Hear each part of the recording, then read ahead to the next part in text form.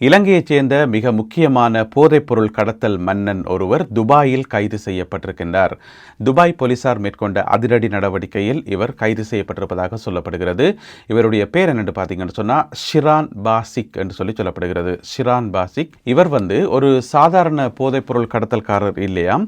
அதாவது இலங்கை அரசாங்கத்தால் தேடப்படுகின்ற 5 மிக முக்கியமான போதைப்பொருள் கடத்தல் மாஃபியாக்கள்.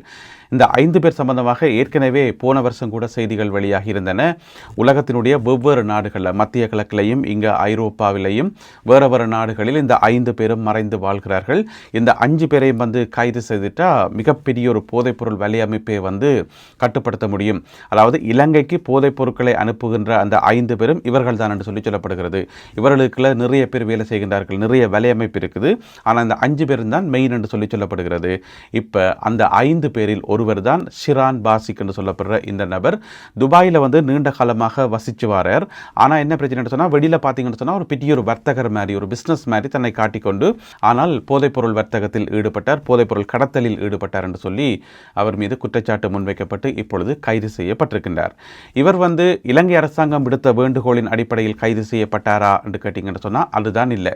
இவர் கைது செய்யப்பட்டது சம்பந்தமாக இதுவரைக்கும் இந்த காணொளி ஒளிப்பதிவு செய்யப்படும் வரைக்கும் இலங்கை அரசாங்கத்துக்கு அறிவிக்கப்படவே இல்லை என்று சொல்லப்படுது. அதுக்கு காரணம், இவர் துபாயிலையும் தேடப்படுகின்றார், அதே வழியில் அமெரிக்காவிலும் இவர் தேடப்படுகிறார் என்று சொல்லப்படுகிறது. அது காரணம், ஈரானில் இருக்கக்கூடிய போதைப்பொருள் கடத்தல்காரர்கள் இருப்பார்கள் தானே, போதைப்பொருள் மாஃபியாக்கள், அவர்களோட தொடர்புகளை வச்சு அங்கே இருந்து போதைப் பொருட்களை எடுத்து நிறைய நாடுகளுக்கு இவர் சப்ளை பண்ணார் என்று சொல்லி, அதன் காரணமாக இவர் யுனைடெட் அரபு எமிரேட்ஸிலையும் தேடப்பட்டு வந்தவர், அதே நேரம் அமெரிக்காவிலும் தேடப்பட்டு வந்தவர். எனவே இப்பொழுது அவர் கைது செய்யப்பட்டிருக்கின்றார். இவர் இலங்கைக்கு நாடு கடத்தப்படுவாரா என்று கேட்டீங்கன்னு சொன்னால் அதற்கான வாய்ப்புகள் இல்லை என்று தான் சொல்லப்படுது. ஏனென்று சொன்னால் இவர் இலங்கைக்கு தேவைப்படுறதை விடவும் யுனைடெட் அரபு எமிரேட்ஸுக்கு தேவைப்படுகின்றார். எனவே அங்கே விசாரணைகள் நிறைய நடந்த பிறகுதான் ஃபியூச்சரில் அதை பற்றி யோசிக்கப்படும் என்று சொல்லப்படுகிறது. எனவே 5 மிக முக்கியமான போதைப்பொருள் கடத்தல்காரர்களில் ஒருவர் இன்று கைது செய்யப்பட்டிருக்கின்றார். அதே வேளையில் துபாய் போலீசார் மேற்கொண்ட மற்றொரு அதிரடி நடவடிக்கையில் இலங்கையைச் சேர்ந்த இன்னும் ஒரு போதைப்பொருள் கடத்தல்காரரும் இன்று கைது செய்யப்பட்டிருக்கார். அவருடைய பேர் என்னென்று பார்த்தீங்கன்னு சொன்னால் எல்டோ தர்மே என்று சொல்லப்படுற ஒரு போதைப்பொருள் கடத்தல்காரர். அவர் மட்டுமில்லாமல் அவருடைய மனைவி மற்றும் 2 பிள்ளைகள் ஆகியோர் துபாய் போலீசாரினால் கைது செய்யப்பட்டிருக்கின்றார்கள். எனவே இவர்கள் மிக விரைவில் நாடு கடத்தப்படலாம் என்று சொல்லி எதிர்பார்க்கப்படுகிறது. இந்த 2 கைதுகள் சம்பந்தமாக இப்பொழுதுதான் முதல்கட்ட தகவல்கள் வெளியாகி இருக்கின்றன. எனவே மேலதிக விவரங்களுக்காக காத்திருப்போம். அவை கிடைக்கின்ற போது அடுத்தடுத்த காணொளிகளில் அவற்றை பார்க்கலாம். அண்மையில் கட்டுநாயக்கா விமான நிலையத்தில் போதைப் பொருளை கடத்தி கொண்டு கைது செய்யப்பட்ட 22 பிக்குமார் தொடர்ந்தும் விளக்கமறியலில் வைக்கப்பட்டிருக்கிறார்கள். இன்றைக்கு பார்த்தீங்கன்னு சொன்னால் அவர்கள் நீதிமன்றத்தில் முற்படுத்தப்பட்டிருந்தார்கள். அந்த 22 பேரும் பிறகு அந்த 22 பேரையும் ஏற்பாடு செய்த இன்னும் ஒரு ஆள் இருக்காரு தானே, அமிதானந்த தேரர் என்று சொல்லி, அந்த அமிதானந்த தேரரும் மொத்தமாக 23 பேர் இன்று நீதிமன்றத்தில் முற்படுத்தப்பட்டார்கள். எங்கே என்று சொன்னால் நீர்கொழும்பு நீதவான் நீதிமன்றத்தில். இதன்போது நீர்கொழும்பு நீதவான் நீதிமன்ற நீதிபதி சுபானி அபயசேகர அவதான் உத்தரவு பிறப்பித்திருக்கிறார். ஆக்களை ஜூன் மாதம் 9ஆம் தேதி வரை விளக்கமறியலில் வைக்கும்படி. எனவே அவைக்கு இப்போதைக்கு பிணையும் கிடையாது, ஒன்றும் கிடையாது.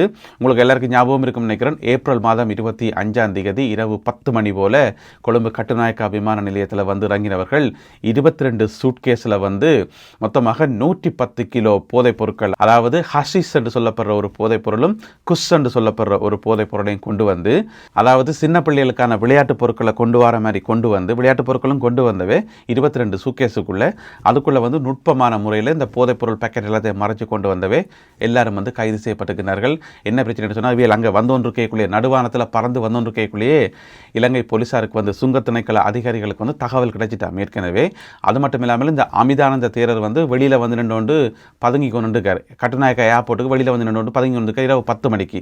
அப்புறம் டவுட் இருந்தானே, என்ன தேரர் இரவு 10 மணிக்கு அங்கே விகாரையில் இருக்க இங்கே பதுங்கி நிற்கிறார் என்று சொல்லி யாருக்கும் டவுட் இருந்தானே. அதுக்கு பிறகு எல்லாம் பிடிச்சி விசாரித்து பார்த்தா அந்த 22 பேரும் கைது செய்யப்பட்டார்கள். உங்கள் எல்லாருக்குமே தெரியும். எனவே அவைக்கு இப்போதைக்கு பிணை கிடையாது. ஜூன் மாதம் 9ஆம் தேதி வரை அவர்கள் விளக்கமறியலில் வைக்கப்பட்டுள்ளார்கள். அதே வேளையில் மற்றொரு நபர் இன்று காலை கட்டுநாயக்கா விமான நிலையத்தில் கைது செய்யப்பட்டிருக்கின்றார். போதைப் பொருளை கடத்தி கொண்டு வந்தார் என்கின்ற குற்றச்சாட்டின் அடிப்படையில் அவருடைய சூட்கேஸை திறந்து பார்த்தா உள்ளுக்குள்ள எக்கச்சக்கமான போதைப் பொருட்கள், அதாவது 19 பார்சல்களில் வடிவாலாம் பேக் பண்ணி போதைப் பொருளை கொண்டு வந்திருக்கார். குஷ் போதைப் பொருளை கொண்டு வந்திருக்கார். எங்கே இருந்து வந்தார் என்று சொல்லி நீங்களே ஊகிக்க முடியும். தாய்லாந்தினுடைய தலைநகர் பேங்காக்லேருந்து வந்திருப்பார். இன்றைக்கு காலமாக 9:35 மணிக்கு லேண்டான விமானத்தில் வந்து இறங்கியிருக்கார். இவர் வந்து கம்பஹா பகுதியைச் சேர்ந்த ஒரு 24 வயதுடைய நபர் என்று சொல்லப்படுகிறது. ஒரு பலசரக்கு கடையில் வந்து கேஷியராக வேலை செய்கிறாராம். நினைக்கிறேன் அங்கே சம்பளம் காணாத போல நடக்குது. அப்போ என்ன செய்யிருக்கார், தாய்லாந்துக்கு போயிட்டு போதைப் பொருளை கடத்தி கொண்டு வந்த போதைப் பொருட்களினுடைய பெறுமதி எவ்வளோன்னு பார்த்தீங்கன்னு சொன்னால் 83.65 மில்லியன் ரூபாய், அதாவது கிட்டத்தட்ட 8 கோடி ரூபாய். அப்போ ஒரு சாதாரண கடையில் வேலை செய்கிற ஒரு கேஷியருக்கு 8 கோடி ரூபாய் காசு எங்கேருந்து வந்திருக்கும் என்று கேட்டிங்கன்னு சொன்னால், இவர் என்ன தன்னுடைய சொந்த காசை கொண்டு போய் போதைப் பொருளை வாங்கியிருப்பார்? இல்லைன்னா ஏதோ ஒரு போதைப் பொருள் வலையமைப்பில் போய் சிக்கியிருப்பார். அவங்க அங்கேருந்து கொடுத்து விட்டுருப்பாங்க, கொண்டு வந்திருப்பார். இவ்வளோதான் நடந்திருக்கும். எனவே இவரை பிடிச்சி 4 தட்டு தட்டினா சில பல உண்மைகள் தெரிய வரும். இவரை ஏற்பாடு செய்தது யார், இவரை தாய்லாந்துக்கு அனுப்பினது யார், டிக்கெட் போட்டு கொடுத்தது யார், அங்கே போய் எங்கே தங்கினவர், யாரை சந்தித்தவர் சொல்லி நிறைய தகவல்கள் வருந்தானே. எனவே அதை வச்சு கொண்டு இன்னும் நிறைய பேர் வந்து கைது செய்யப்படுவார்கள். எனவே இன்னமும் வந்து அவர் நீதிமன்றத்தில் வந்து முற்படுத்தப்படையில் இன்றைய காலமாக தானே கைது செய்யப்பட்டவர். இப்பொழுது PNB, அதாவது போலீஸில் இருக்கக்கூடிய போதைப்பொருள் ஒழிப்பு பிரிவு இருக்குது தானே, அதுதான் PNB என்று சொல்கிறது. அந்த பிரிவிடம் வந்து ஒப்படைக்கப்பட்டிருக்கின்றார். விசாரணைகள் தொடர்ந்து இடம்பெற்று வருகின்றன. டாலரினுடைய பெறுமதி தொடர்ச்சியாக வீழ்ச்சி அடைந்து கொண்டு செல்கின்றது. போன கிழமை பார்த்தீங்கன்னு சொன்னால் $1 இலங்கை பெறுமதி வந்து 354 ரூபாவாக இருந்தது. அப்போ அதனுடைய அர்த்தம் என்ன? டாலருக்கான வளர்ச்சி, டாலர் வந்து வளர்ச்சி அடைந்தது போது இலங்கை ரூபா வந்து வீழ்ச்சி அடைந்து கொண்டு போனது. அப்போ அதை பார்த்து எல்லாருக்கும் ஷொக்காக இருந்தது. ஐயோ, நாடு வங்குரோத்தில் போகுது, நாடு வந்து அதில் பாதாளத்தில் போகுது. எங்களுடைய எதிர்க்கட்சி ஆக்கள் எல்லாம் வந்து சொல்லி வச்ச மாதிரி அந்த ஒரே டியூனில் வந்து பாட்டு பாடினபடி ரணில் விக்ரமசிங்கவை திரும்ப கொண்டு வந்தால் தான் நாட்டை மீட்க முடியும் என்று சொல்லி, எது இந்த 354 ரூபா வந்ததுக்கு உடனே ரணில் விக்ரமசிங்கவை கொண்டு வரணும்னு சொல்லி எதிர்க்கட்சிகள் எல்லாம் சேர்ந்து ஒரே குரலில் பாடினது. அதுக்குள்ளே வந்து ஒரு பொய்யான ஒரு புரளி ஒன்று கிளப்பப்பட்டது. என்னென்னு சொன்னால், ஜனாதிபதி அனுரகுமார திசாநாயக்கா வந்து ரகசியமான முறையில் ரணில் விக்ரமசிங்கவை சந்தித்து ஆலோசனை பெற்றவராம். என்னென்று நாட்டை நடத்துறது ஒரே குழப்பமாக கிடக்குன்னு சொல்லி ஆலோசனை பெற்றவராம். அது மட்டும் இல்லாமல் ரணில் விக்ரமசிங்கவும் பிறகு ஜனாதிபதி அனுரகுமார திசாநாயக்காவும் இணைந்து ஒரு கோலிஷன் கவர்மெண்ட் என்று சொல்லுவது தானே, என்ன சொல்றது, ஒரு இணைந்த ஆட்சி செய்கிறது, அப்படி ஒரு புதிய அரசாங்கத்தை உருவாக்கி நாட்டை ரன் பண்ணுறேன்னு சொல்லி முடிவெடுத்தவையாம்னு சொல்லி எல்லாமே பொய்யான தகவல், பச்சை பொய்யான தகவல், ஒரு விதமான ஆதாரமும் இல்லை. இந்த தகவலை பரப்பினது யாருன்னு பார்த்தீங்கன்னு சொன்னால் ரணில் விக்ரமசிங்கவினுடைய ஆதரவாளர்கள் கொஞ்சம் பேர் அப்படி ஒரு கனவில் இருக்கிறோம். ஏன்னு சொன்னால் அவைக்கு விருப்பமே வந்து நாடு வங்குரோத்தில் போகணும், ரணில் வரணும் என்று சொல்லி. ஆனால் அதுவோ நடக்குதே இல்லை. அரசாங்கத்துக்கு வரக்கூடிய நெருக்கடிகள் எல்லாத்தையும் வந்து ஜனாதிபதி அனுரகுமார திசாநாயக்கா எல்லாத்தையும் சமாளித்து வெட்டி ஓடிக்கொண்டு போறார். அது டித்வா புயல் வந்தாலும் சரிதான், அல்லது வேறு எந்த பிரச்சனைகள், நிலக்கரி பிரச்சனைகள், எந்த பிரச்சனை வந்தாலும் சமாளித்து கொண்டு போறார். முதல் முறையாக பட்ஜெட் போடைக்குள்ள வந்து எதிர்க்கட்சியாக்கள் சொல்லிச்சுன்னா, இந்த புதிய அரசாங்கத்துக்கு பட்ஜெட்டே போட தெரியாது, இவியல் வந்து போட், அதனால வந்து ரணில் விக்ரமசிங்க வந்தால் தான் பட்ஜெட்டே போட முடியும்னு சொல்லி அதுக்கு பிறகு அனுரகுமார திசாநாயக்கா போட்டு விட்டாரே ஒரு பட்ஜெட் உண்டு. அதோட வாயை மூடிக்கொண்டு பேசாமல் இருந்தவே. எனவே அவையின் கனவு வந்து தொடர்ந்து இருந்துதான் இருக்குது. ரெண்டுக்காவது ஒரு நாளைக்கு ரணில் விக்ரமசிங்க திரும்ப வரணும்னு சொல்லி அதுக்கு என்ன செய்யறது, இப்படியான சில செய்திகளை வந்து பயன்படுத்துறது. அப்போ போன கிழமை வந்து ஒரு புரளி ஒன்று உருவாக்கப்பட்டது. அனுரகுமார திசாநாயக்கா வந்து ரகசியமான முறையில் ரணில் விக்ரமசிங்கவை சந்தித்து ஆலோசனை பெற்றார் என்று சொல்லி அது வந்து அப்பட்டமான பொய் செய்தி. அதில் உண்மையே கிடையாது. ஏன் அனுரகுமார திசாநாயக்காவுக்கு ஒரு வேலை இல்லையா? எங்கேயாவது வாய்ப்பு கிடைச்சா ரணிலை தூக்கி உள்ளுக்குள்ளே போடலாம்னு தான் யோசிப்பாரே தவிர போய் ரகசியமாக சந்திப்பாரா? கடைசி வரைக்கும் இல்லை. எனவே அந்த செய்தியை ஒரு பக்கம் விடுவோம். இப்போ பார்த்தீங்கன்னு சொன்னால் இன்றைக்கு செவ்வாய்க்கிழமை அளவில் டாலரினுடைய பெறுமதி வந்து இன்னமுமே வீழ்ச்சி அடைந்து கொண்டு போகுது. அதனுடைய அர்த்தம் வந்து இலங்கை ரூபாவினுடைய பெறுமதி வந்து ஸ்ட்ராங் ஆகி கொண்டு வருது. இன்றைக்கு வந்து 330 ரூபாவாக மாறி இருக்கிறது. $1 இலங்கை பெறுமதி 330 ரூபாய். அது இன்னும் போக போக ஸ்ட்ராங் ஆகும் என்று சொல்லி இலங்கை மத்திய வங்கியினுடைய ஆளுநர் டாக்டர் நந்தலால் வீரசிங்க வந்து சொல்லியிருக்கார். அப்போ இன்றைக்கு வந்து ஒரு ஊடக சந்திப்பில் கதைக்குள்ள என்ன சொன்னவர் என்று சொன்னால், அப்போ ஊடகவியலாளர் கேட்பினன் தானே, அது சரி போன கிழமை என்ன நடந்ததுன்னா திடீரென்று 354 வந்து சொல்லி கேட்பினன் தானே. அப்படி கேட்டபோது அவர் சொன்னவர் என்று சொன்னால், போன கிழமை ஒரு பிரச்சனையும் இல்லையப்பா, 330 இருந்தது, ஆக்சுவல் பிரைஸ் வந்து 330 இருந்தது.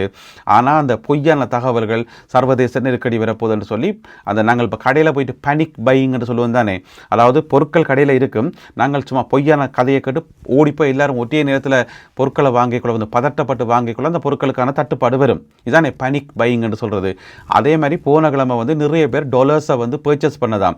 சில பேர் வந்து 345 ரூபாய்க்கு, 350 ரூபாய்க்கு, 355 ரூபாய்க்கெல்லாம் டாலர்ஸை வந்து வாங்கி குவிச்சதாம் கொஞ்சம் பேர், பெரிய பெரிய வர்த்தகர் மாதிரி போல இருக்கு. எனவே அப்படி பர்ச்சேஸ் பண்ணதன் காரணமாகத்தான் ஒரு செயற்கையான தட்டுப்பாடு வந்ததை தவிர மற்றபடி ஒரு பிரச்சனையும் இல்லையப்பான்னு சொல்லி மத்திய வங்கியினுடைய ஆளுநர் டாக்டர் நந்தலால் வீரசிங்க வந்து ஊடகங்களுக்கு இன்றைக்கு ஒரு விளக்கம் என்று சொல்லியிருக்கார். எனவே டாலரினுடைய பெறுமதி வந்து குறைஞ்சு கொண்டு போகுது, ரூபாவினுடைய பெறுமதி வந்து அதிகரித்து கொண்டு போகுது. இது வந்து பொதுமக்களுக்கு நல்ல செய்தி, ஆனால் அரசியல்வாதிகளுக்கு கெட்ட செய்தி. அடுத்ததாக இன்றைய கருத்தோவிய பகுதி. இன்றைக்கு மொத்தமாக 2 கருத்தோவியங்கள் இருக்குது. அதில் முதலாவது கருத்தோவியம் என்னென்னு சொன்னால், இது வந்து ஒரு பெண் ஓவியர் அஞ்சனா இந்திரஜித் என்று சொல்லி அவா வரைஞ்ச ஒரு ஓவியம். இதில் பார்த்தீங்கன்னு சொன்னால் 2 செக்ஷன் இருக்குது. முதலாவது செக்ஷனில் பார்த்தீங்கன்னு சொன்னால் இலங்கை ரூபாய் இருக்குத்தானே, ஒரு ஆள் வந்து பொத்தண்டு கீழே விழுகிறார். அவருடைய முகம் வந்து இலங்கை ரூபாய் மாதிரி வரையப்பட்டிருக்கிறது. அதாவது ரூபாய் வந்து வீழ்ச்சி அடையுது என்று சொல்லி அதை குறிக்குது. அதை பார்த்து ஒருத்தர் சிரிக்கிறார். அவருக்கு வந்து பயங்கர சந்தோஷம். யார் சொல்லுங்க அப்போ? எதிர்கட்சியாக்கலாம், இலங்கையில் இருக்கக்கூடிய எதிர்கட்சியாக்கலாம் உதை பார்த்து சிரிக்கிறார். மக்கள் சிரிப்பினமா கடைசி வரைக்கும் இல்லை, சிரிக்கிறார். பிறகு அடுத்த படத்தில் பார்த்தீங்கன்னு சொன்னால் அந்த ரூபாய் வந்து எழும்பி நிற்கிது, இப்படி நிமிந்து நிற்கிது. ஏன்னு சொன்னால் ரூபாயினுடைய பெறுமதி வந்து ஸ்ட்ராங்காகி கொண்டு போகுது. அதை பார்த்தோன்னே இவர் அழுகிற மாதிரி அவற்றை முகம் வந்து வாடிட்டுது, டல்லாக பார்க்குறாரு. ஏன்னு சொன்னால் அவருக்கு அது சந்தோஷம் இல்லை. பொதுமக்களுக்கு என்ன வேணும்? இலங்கை ரூபா வந்து ஸ்ட்ராங் ஆகணும், டாலரினுடைய பெறுமதி வந்து குறையணும். இதுதான் சாதாரண பொதுமக்களுக்கு விருப்பம். அரசியல்வாதிகளுக்கு என்ன விருப்பம்? இலங்கை ரூபாவினுடைய பெறுமதி வந்து வீழ்ச்சி அடையணும், நாடு வந்து வங்குரோத்தில் போகணும். அப்படி ஒரு சம்பவங்கள் நாட்டுக்கு எதிராக நடந்தால் அவைக்கு பயங்கர சந்தோஷம் என்றதை இதை விட தெளிவாக யாராலும் வரைய முடியாது. எனவே இந்த கருத்தோவியம் அதை சொல்லுது. அடுத்த கருத்தோவியம் வந்து மிகவும் பயங்கரமானது. ஒரு பௌத்த பிக்கூரால் காவி உடுப்பு போட்டுக்கார். அவர் 2 கையையும் பாருங்க. ஒரு கையில் வந்து போலீஸ், மற்ற கையில் வந்து நீதித்துறை. எனவே நீதித்துறையையும் போலீஸையும் வந்து தன்னுடைய கைகளில் வச்சுக்கொண்டு, ஒன்று வலக்கை மற்றது இடக்கை, 2 கையிலையும் வச்சுக்கொண்டு ஒரு சின்ன புள்ளியை பார்த்து அச்சுறுத்துறார் ஒரு பிக்கு. இதெல்லாம் ஒரு சம்பவமா? நிறைய சம்பவங்கள் இப்படித்தான் நடந்து இருக்குது. எனவே அரசாங்கம் வந்து நிறைய நல்ல விஷயங்களை செய்யுது, நல்ல திட்டங்களை வந்து நடைமுறைப்படுத்துது. இந்த மாதிரி ஒரு சில பிக்குகளையும் வந்து கட்டுப்படுத்தி விட்டா, இந்த மாதிரி மூத்த பிக்குகள், அட்டமஸ்தானிகள் இவைகளை வந்து கட்டுப்படுத்தி இவைக்கு ஒரு நடவடிக்கை எடுத்தால் இன்னும் நல்லா இருக்கும் என்றுதான் பொதுமக்களுடைய எதிர்பார்ப்பாக இருக்கிறது. இந்த 2 கருத்தோவியங்கள் மற்றும் இன்றைய காணொலியில் பகிர்ந்து கொள்ளப்பட்ட செய்திகள் தொடர்பான உங்களுடைய கருத்துக்களை மறக்காமல் கீழே எழுதுங்கள். மீண்டும் சந்திப்போம் உறவுகளே. நன்றி, வணக்கம்.